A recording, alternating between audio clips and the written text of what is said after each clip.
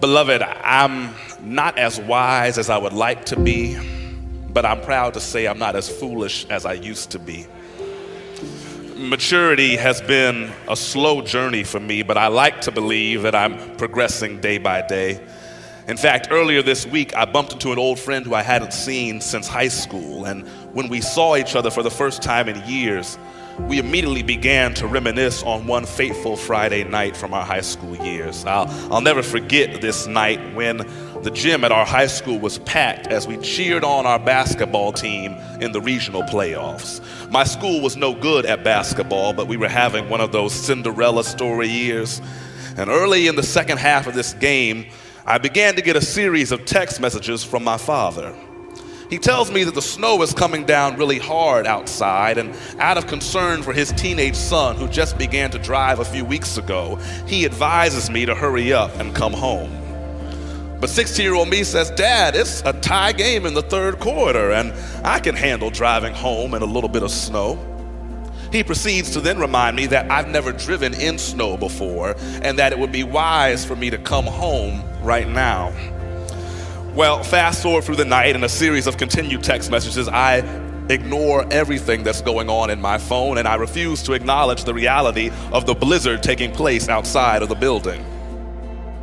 We win the game, that's the good news, and the crowd is full of enthusiasm until we walk outside and we see all of our cars and the roads covered in snow and in ice. Well, after some moments of scraping and getting the car out of the snow, me and my friends pack in my old Toyota Corolla, and we make it about halfway home before two cars spin out in front of me and crash into each other, blocking the road in front of me. And now I'm stuck because there's an accident blocking the path ahead of me, and there's a steep hill covered in ice that's keeping me from backing up and going the other way.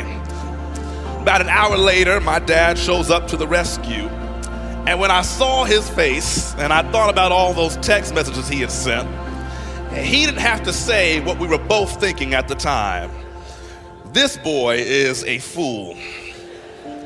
All of us, if we can be honest, we can think back to moments in life where we deliberately played the fool. Somebody gave you good advice and you chose not to listen.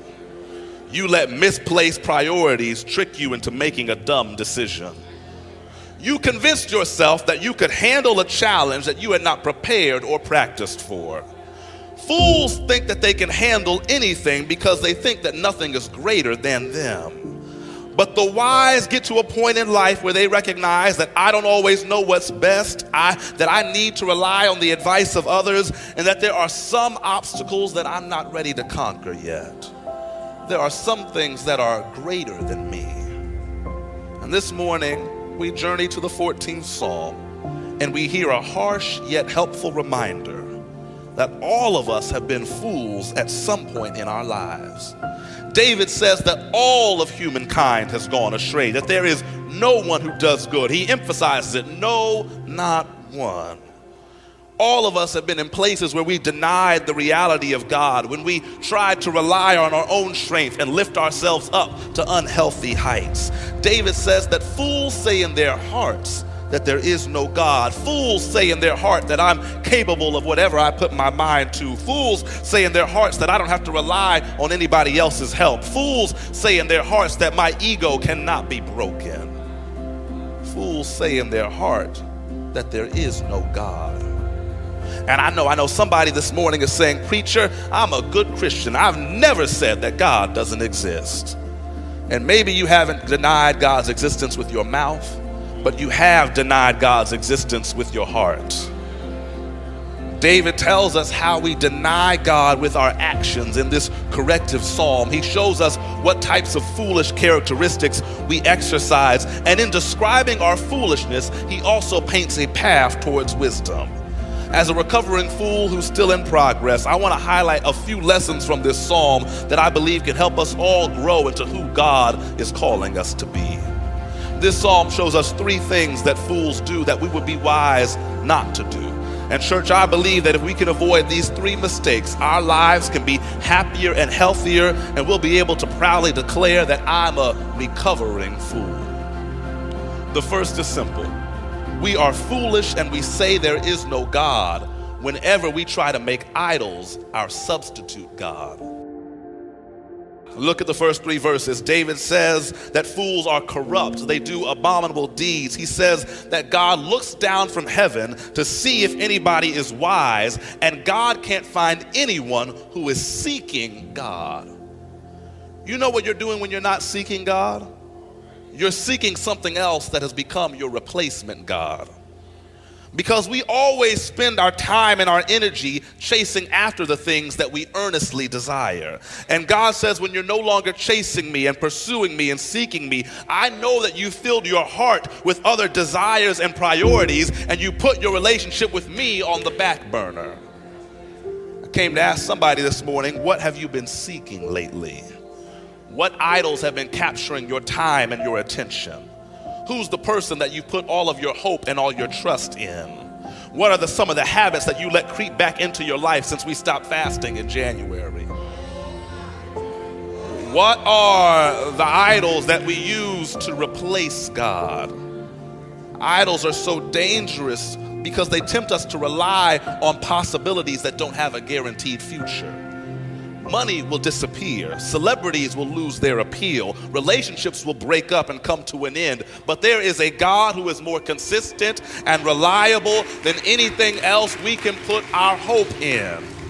Let me pause right here and talk to all of the heartbroken folks in the building. I know that loss devastated you. I know the separation crushed your spirit, because when relationships fail, we not only have to wrestle with our own disappointments, we have to deal with the fact that others around us now see us as a failure. And now you're not only heartbroken, but you've also lost your confidence and self-esteem, because the image of the future you were building has now been defeated. But I came to declare that when all of this passes away, there is a God that you can put your trust in, and there is a God that you can trust with your future. You got to decide that I'm tired of seeking things that won't last. I'm tired of letting people make a fool out of me. These idols can't give me the certainty and assurance I need, so I'm going to turn to the solid rock. And if nobody else approves of it, if nobody else celebrates it, I know that God is looking down from heaven and is going to be pleased with me. I refuse to be the fool who is celebrating or chasing a substitute God.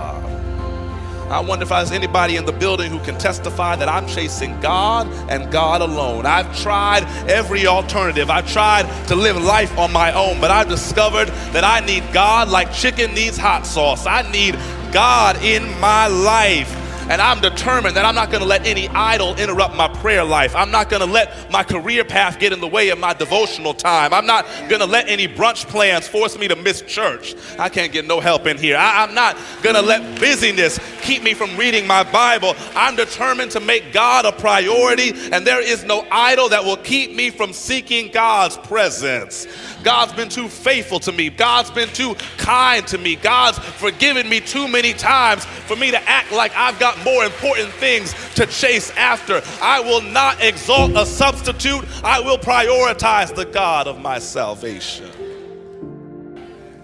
Fools say in their heart that there is no God. We say there's no God whenever we make idols our substitute God. And catch the second one, it's closely related. We say there is no God whenever we abuse the children of God. It's a timeless truth.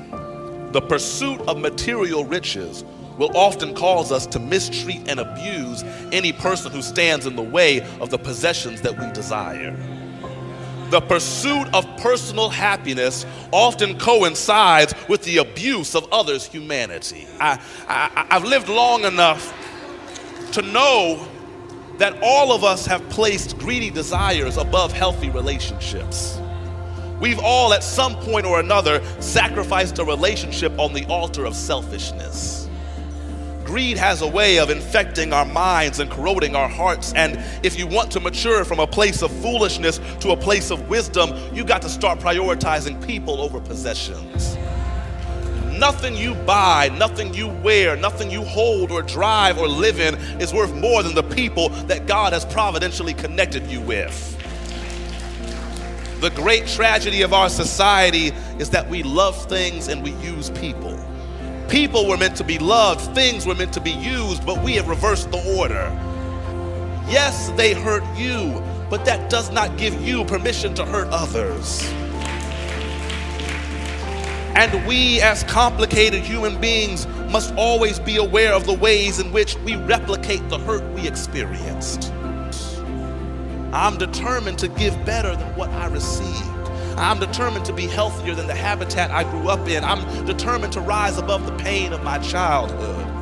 I wish I had 2 or 3 witnesses in the building who can testify that you are determined to break the cycle. I will be better than what was done to me. I will not replicate my parents' shortcomings or my friends' insecurities. The devil will not have a generational victory in my house. I bind the cycles of depression and addiction. You are not bound to the pain of your past. Whom the Son sets free is truly free indeed. Fools fail to recognize how expansive the love of God actually is. God's love is always larger and wider and greater than you think it is. And the body of Christ is constantly crippled by Christians who want to play gatekeepers for the company of the righteous. I wonder if there's anybody in the building today who can testify that God's love lifted me. I had a whole lot of fools try to keep me down and put me in my place, but God's love lifted me. I didn't deserve it, surely couldn't earn it, but God's love still lifted me. I was broken and bruised, but God's love healed my heart. I was lonely and abandoned, but God's love filled the empty spaces. I was anxious and fearful, but God's love gave me peace everlasting. And now I can look back over my life and celebrate that love had the power to lift me when others tried to throw me away.